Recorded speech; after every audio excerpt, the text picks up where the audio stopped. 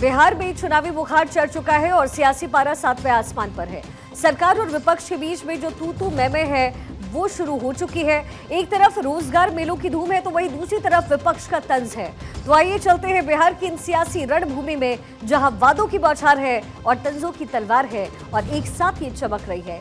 ये सब वोटों का दंगल है। जनता के सामने अब दो रास्ते हैं, या तो नीतीश के वादों पर भरोसा करें या फिर विपक्ष के सवालों में दम ढूंढें। लेकिन तब तक ये सियासी नूरा कुश्ती जारी रहने वाली है। हमारे साथ बने रहिए, क्योंकि बिहार की सियासत का हर एक रंग आप तक पहुंचाएंगे। अगले आधे घंटे में करेंगे एक्सरे।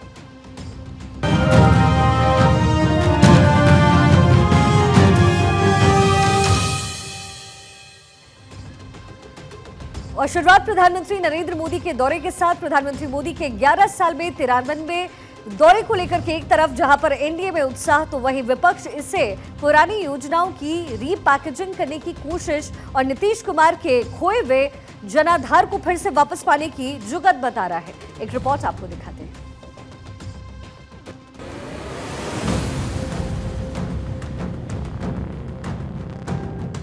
देश के यशस्वी प्रधानमंत्री नरेंद्र मोदी अपने 11 साल के कार्यकाल में 53वीं बार बिहार की धरती पर कदम रखने जा रहे हैं। इस बार प्रधानमंत्री नरेंद्र मोदी चंपारण की पावन भूमि मोतिहारी से बिहार को 7,217 करोड़ की विकास परियोजनाओं की सौगात देंगे। यह दौरा न केवल बिहार के विकास की नई इबारत लिखेगा, बल्कि आगामी विधानसभा चुनाव 2025 से पहले एनडीए की रणनीति को भी मजबूती देगा। प्रधानमंत्री मोदी बिहार के इस दौरे में रेलवे, सड़क, परिवहन और इलेक्ट्रॉनिक्स और सूचना प्रौद्योगिकी क्षेत्र में कई परियोजनाओं का उद्घाटन और शिलान्यास करेंगे। विकास की नई लहर 7,217 करोड़ की परियोजनाएं, 5,398 करोड़ रुपए की लागत से रेलवे को मजबूती मिलेगी। 3 अमृत भारत एक्सप्रेस ट्रेनों का उद्घाटन भी शामिल है। ये ट्रेनें बिहार के लोगों को आधुनिक और रेल यात्रा गति प्रदान करेंगी। 1173 करोड़ की सड़क और परिवहन परियोजनाएं शामिल हैं। बिहार के ग्रामीण और शहरी क्षेत्रों को बेहतर कनेक्टिविटी प्रदान करेंगी। इलेक्ट्रॉनिक्स और सूचना प्रौद्योगिकी के 63 करोड़ की परियोजनाएं डिजिटल बिहार के सपने को साकार करने में महत्वपूर्ण भूमिका निभाएंगी। मोतिहारी, जो कभी महात्मा गांधी के सत्याग्रह का गवाह बना था, अब विकास की नई गाथा लिखने को तैयार है। प्रधानमंत्री का यह दौरा बिहार के लिए न केवल आर्थिक बल्कि सामाजिक और सांस्कृतिक रूप से भी महत्वपूर्ण है। 3 अमृत भारत एक्सप्रेस ट्रेनों का उद्घाटन बिहार की रेल कनेक्टिविटी को नई ऊंचाइयों पर ले जाएगा, जिससे रोजगार और व्यापार के नए अवसर खुलेंगे। बिहार विधानसभा चुनाव से पहले प्रधानमंत्री मोदी का यह दौरा एनडीए के लिए एक रणनीतिक कदम माना जा रहा है। केंद्र सरकार की योजनाओं और बिहार के लिए विशेष ध्यान ने विपक्ष को भी सोचने पर मजबूर कर दिया है। बिहार के मुख्यमंत्री नीतीश कुमार और एनडीए नेताओं की मौजूदगी पीएम मोदी के दौरे को और भी खास बनाएगी। लेकिन विपक्ष पीएम मोदी के इस दौरे और बिहार वासियों को दी जाने वाली सौगात को पुरानी योजना बता रहा है। आरजेडी ने कहा कि जो भी योजनाएं हैं सभी पुरानी हैं। इन्हीं योजनाओं को बार बार कहीं न कहीं सरकार के स्तर से नया कलेवर लगा करके पेश किया जा रहा है। बिहार वासियों के लिए जो योजनाएं बताने का काम किया जा रहा है, वो सारी योजनाएं पूर्व की ही हैं। या तो कभी उद्घाटन हो चुके हैं या शिलान्यास हो चुके हैं, और उन्हीं योजनाओं को बार बार कहीं ना कहीं सरकार के स्तर से कलेवर लगा करके प्रस्तुत किया जा रहा है। सबको पता है कि बिहार को विशेष राज्य के दर्जा की आवश्यकता है, लेकिन उस क्राइटेरिया को केंद्र सरकार ने पूरी तरह से समाप्त कर दिया। आरजेडी ने प्रधानमंत्री मोदी के दौरे को लेकर जैसे ही सवाल उठाया तो बीजेपी ने जोरदार पलटवार किया। बिहार बीजेपी के प्रवक्ता ने कहा कि आरजेडी और कांग्रेस के लोगों को विकास से नफरत है। यह विकास को देखकर वैसे ही भड़कते हैं जैसे सांड लाल कपड़े को देखकर भड़कता है। मोदी जी के हृदय में बिहार बसता है, बिहार वासी बसते हैं। पीएम जब भी बिहार आते हैं, बिहार के लिए बड़ी बड़ी सौगातें लाते हैं। दरअसल राजद और कांग्रेस जैसे दलों को विकास से नफरत है। ये विकास को देखकर वैसे ही भड़कते हैं जैसे सांड लाल कपड़ा देखकर भड़कता है। माननीय मोदी जी के हृदय में बिहार बसता है, बिहार वासी बसते हैं। वो जब कभी बिहार आते हैं, बिहार के लिए बड़ी बड़ी सौगातें लाते हैं। और आज माननीय मोदी जी के सहयोग से, केंद्र सरकार के सहयोग से, इंफ्रास्ट्रक्चर का मामला हो, ऊर्जा के क्षेत्र का मामला हो, बिहार आज किसी भी विकसित राज्य की श्रेणी में आकर के खड़ा हो चुका है। कोई राज्य में जितना विकास हुआ होगा इंफ्रास्ट्रक्चर में, बिहार में उतना विकास हुआ है। निश्चित रूप से बिहार के लिए बहुत बड़ी बात है, जहाँ बिहार के लोग कभी सोचते नहीं थे कि इस तरह से विकास देखने को मिलेगा, लगातार देखने को मिल रहा है। और आज जो माननीय मुख्यमंत्री जी ने 125 यूनिट फ्री बिजली देने का जो वादा किया है, इससे 1,67,00,000 लोगों को सीधा लाभ मिलेगा। इन्हें 250 से 950 रुपये तक पर महीने की बचत होगी। एक बहुत बड़ा सौगात बिहार को मिला है। डबल इंजन की सरकार लगातार बिहार को सौगात का बारिश कर रही है। बहरहाल विपक्ष कुछ भी कहे, लेकिन प्रधानमंत्री नरेंद्र मोदी का यह 53वां बिहार दौरा विकास, समृद्धि और विश्वास का प्रतीक है। 7,217 करोड़ रुपए की परियोजनाएं, आवास योजना की सौगात और अमृत भारत एक्सप्रेस जैसी पहल बिहार को नए युग की ओर ले जाएंगी। ये दौरा न केवल बिहार के लिए बल्कि पूरे देश के लिए एक संदेश है कि विकास की गति अब रुकेगी नहीं। पटना से सर्वेश कुमार सिंह की रिपोर्ट, भारत 24। चुनावी साल में बिहार की सियासत में बिजली का मुद्दा फिर से गर्मा गया। बिहार के सीएम नीतीश कुमार ने आज एक ऐतिहासिक घोषणा की। उन्होंने कहा कि 1 अगस्त 2025 से यानी कि जुलाई महीने से राज्य के सभी घरेलू उपभोक्ताओं को हर महीने 125 यूनिट बिजली मुफ्त मिलेगी। इस योजना से 1.67 करोड़ परिवारों को सीधा लाभ होगा। नीतीश सरकार का ये जो कदम है, बिहार को लालटेन मुक्त बनाने की दिशा में मील का पत्थर माना जा रहा है।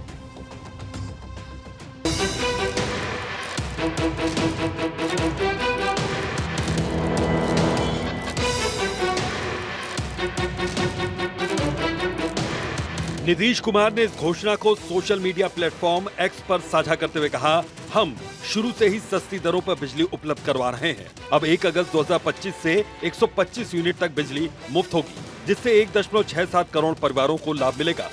इसके साथ ही उन्होंने अगले 3 वर्षों में 10,000 मेगावाट सौर ऊर्जा उत्पादन का लक्ष्य भी रखा है। कुटीर ज्योति योजना के तहत अत्यंत गरीब परिवारों के लिए सौर ऊर्जा संयंत्र का पूरा खर्च सरकार वहन करेगी, जबकि अन्य उपभोक्ताओं को भी इसमें सहयोग मिलेगा। 1 अगस्त 2025 से लागू, जुलाई के बिल से प्रभावी। 1.67 करोड़ घरेलू उपभोक्ताओं को सीधा लाभ, प्रति वर्ष 900 से 950 रुपए की मासिक बचत, 3 वर्षों में 10,000 मेगावाट सौर ऊर्जा उत्पादन का लक्ष्य। कुटीर ज्योति योजना से गरीब परिवारों के लिए मुफ्त सौर संयंत्र, बिहार को बिजली संकट से मुक्ति और स्वच्छ ऊर्जा की ओर कदम। बिहार जो कभी बिजली की कमी के कारण लालटेन युग में जीने को मजबूर था, अब नीतीश सरकार के नेतृत्व में 24 घंटे बिजली आपूर्ति की दिशा में अग्रसर है। इस मुफ्त बिजली योजना से ग्रामीण और मध्यम वर्ग के परिवारों को बड़ी राहत मिलेगी।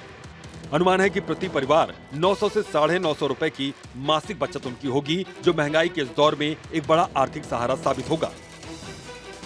नीतीश सरकार का फैसला विधानसभा चुनाव 2025 से पहले एक मास्टर स्ट्रोक माना जा रहा है। पहले सामाजिक सुरक्षा पेंशन में बढ़ोतरी, फिर शिक्षक भर्ती और अब मुफ्त बिजली की घोषणा ने एनडीए को सियासी बढ़त दिलाने की कोशिश की है।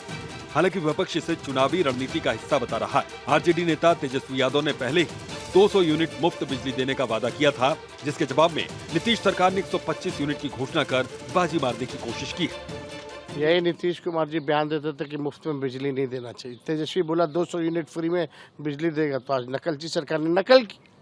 इनके पास अपना रोड मैप विजन तो है नहीं, कुछ उपलब्धि है। आरजेडी के इस हमले का जवाब देते हुए बीजेपी ने नीतीश सरकार के फैसले का स्वागत किया। बीजेपी प्रवक्ता ने कहा कि यह योजना बिहार को आत्मनिर्भर और लालटेन मुक्त बनाने की दिशा में ऐतिहासिक कदम है। नीतीश जी और मोदी जी मिलकर बिहार को बिजली संकट से मुक्त कर चुके हैं। अब 125 यूनिट मुफ्त बिजली और सौर ऊर्जा की योजना बिहार को नई ऊंचाइयों पर ले जाएगी। इसके साथ ही उन्होंने विपक्ष पर हमला बोलते हुए कहा कि आरजेडी सिर्फ घोषणाबाज है, जबकि हमारी एनडीए की सरकार जो कहती है वो करती है। कम बिजली जो है खपत कर रहे हैं, तो आज माननीय मुख्यमंत्री जी ने बड़ी घोषणा की है कि 125 यूनिट तक जो बिजली के खपत कर रहे हैं उनको 100% सब्सिडी दे दिया गया, मतलब निःशुल्क। और जो सौर ऊर्जा है उसके भी बढ़ावा देने के लिए सभी के घरों पर छतरियां वगैरह लगेगी। लेकिन ये बड़ी घोषणा गरीबों के लिए, हम लोग बराबर कहते हैं कि माननीय प्रधानमंत्री जी पूरे देश में और माननीय मुख्यमंत्री जी के नेतृत्व में बिहार में सभी का जो है काम हो रहा है, चाहे वो गरीब हो, महिला हो, किसान हो, युवा हो, सबको इससे लाभ होने वाला है। लगभग 85% आज के डेट में जो बिजली खपत कर रहे हैं उसमें माननीय मुख्यमंत्री जी की घोषणा के अनुसार लगभग 85% बिजली उपभोक्ताओं को आज तक जो बिजली खपत कर रहे हैं वो 100% सब्सिडी मिल जाएगी। मतलब 125 यूनिट तक बिजली में 100% सब्सिडी, बड़ी घोषणा सरकार की।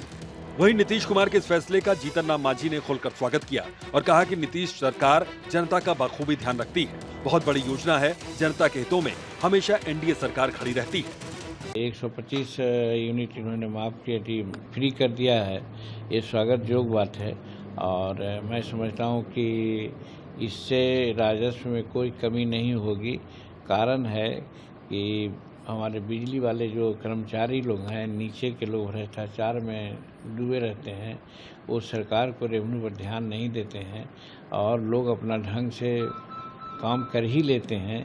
तो उससे अच्छा है कि फ्री कर दिया जाए। तो 125 फ्री कर दिए हैं, ये अच्छा है और इससे लोगों को राहत मिलेगी। वहीं बिहार सरकार के 125 यूनिट बिजली फ्री किए जाने पर जेडीयू ने कहा कि सबसे महंगी बिजली बिहार राज्य खरीदता है। उसके बाद भी मुख्यमंत्री ने इतना बड़ा फैसला लिया है, इससे बिहार के गरीब तबके के लोगों को बहुत लाभ मिलेगा।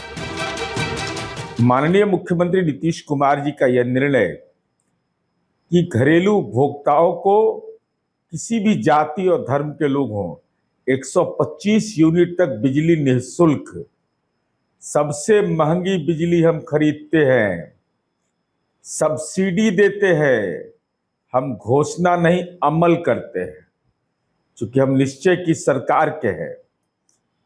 तो यह बड़ा बदलाव समाज के जो अति पिछड़ा तबका है, दलित है, अल्पसंख्यक है, जो जीवन की चुनौतियों से जूझते हैं, उनके घर से तो लालटेन हटा ही दिया था, अब बिजली का अधिभार उन पर पड़ रहा था, उसमें भी सरकार ने यह निर्णय लिया 125 यूनिट तक बिजली हम निःशुल्क देंगे। तो हम समझते हैं कि सामाजिक बदलाव की एक ऐसी पटकथा होगी जिसमें हमारी नई पीढ़ी के लोग, जो बच्चे हैं, वो पढ़ाई भी निर्विघ्न तरीके से करेंगे, उनके परिवार के ऊपर कोई अधिभार नहीं पड़ेगा। तो आइए इस बिहार के नव निर्माण में नीतीश कुमार जी का ये मास्टर स्ट्रोक वैसे लोगों को जो लालटेन जलाना चाहते थे, उनको 33,000 वोल्ट का राजनीतिक करंट लगा और बिहार की जनता सुकून महसूस की।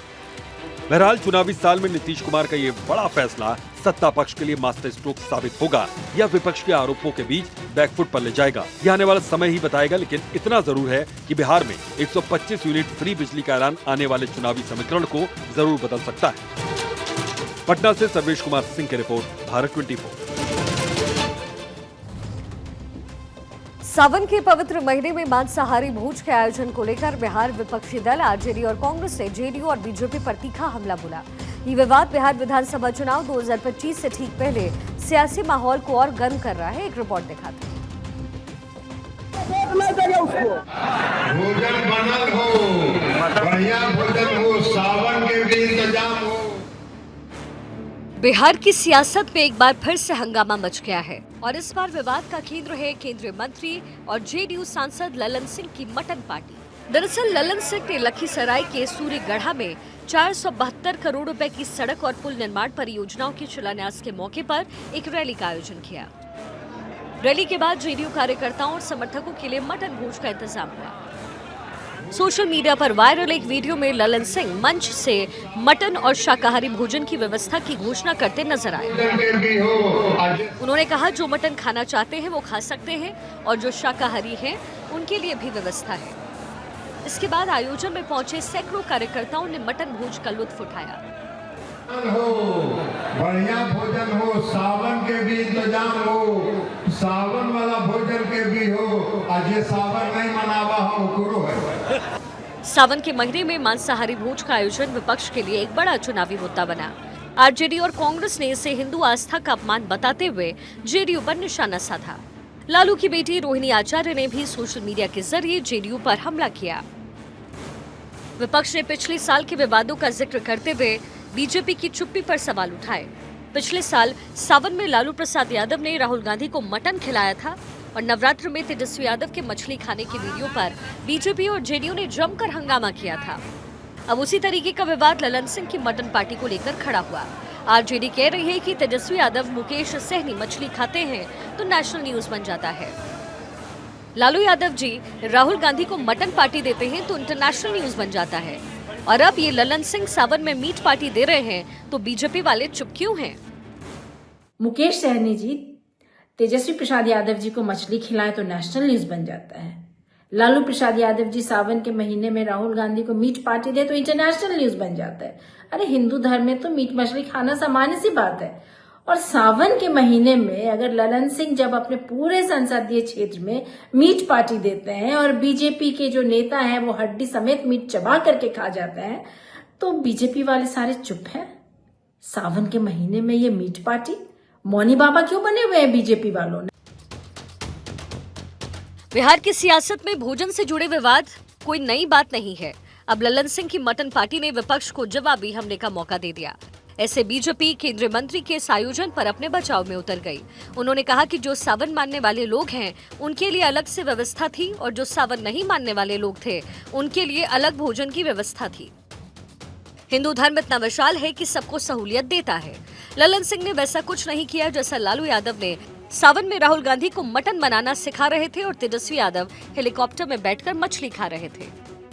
आदरणीय ललन बाबू जी ने भोज दिया, वह एक सामाजिक सामुदायिक भोज था। उसमें उन्होंने लोगों से कहा कि जो सावन मानते हैं उनके लिए भी है, जो सावन नहीं मानते हैं उनके लिए व्यवस्था है। इसमें ऐसा नहीं था कि लालू यादव जैसे राहुल गांधी जी को मटन बनाना सिखा रहे थे सावन में, तेजस्वी यादव जी महाल्या के दिन मछली खा रहे थे हेलीकॉप्टर में। ललन बाबू ने की एक्टिविटी कहीं नहीं दिखी।